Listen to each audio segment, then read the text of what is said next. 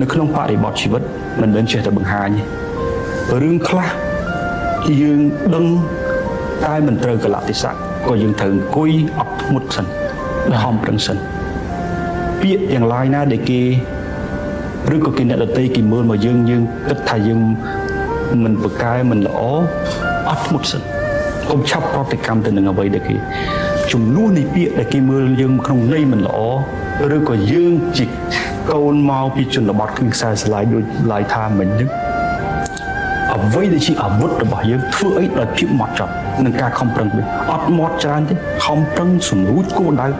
ដោយភាពក្តៅគគុកតែម្ដងខ្ញុំគិតថាទាំងអស់ហ្នឹងដែលខ្ញុំតែងតែមានភាពក្រាញ់នានាទៅមុខទើបតែខ្ញុំធ្វើអីមួយខ្ញុំអត់បោះបង់ចោលទេបាទទោះបីជាពេលខ្លះខ្ញុំជួបឧបសគ្គប៉ុន្តែខ្ញុំនឹកឃើញដល់រឿងរ៉ាវទាំងអស់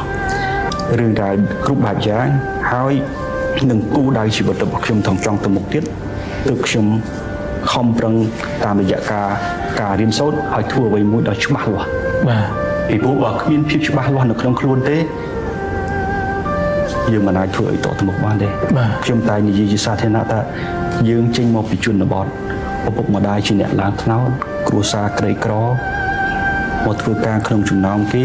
ច្បាស់ណាស់វាមានរឿងច្រើនដែលយើងត្រូវប្រជុំ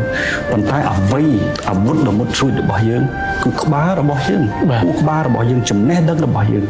ដែលយើងអាចឲ្យគេយល់ថាអូមនុស្សម្នាក់ហ្នឹងទោះបីជាគ្មានខ្សែស្រឡាយទោះបីជាពុកម្ដាយជាអ្នកឡើងថ្នោតប៉ុន្តែគាត់មានខួរក្បាលគាត់មានចំណេះដឹងគ្រាន់បើដែរហ្នឹងហើយដែលជាចំណុចមួយដែលខ្ញុំគិតថាភាពប្រកាន់នៅភាពហ្មត់ចត់តាមរយៈអភិសោតន៍ដែលយើងឆ្លងកាត់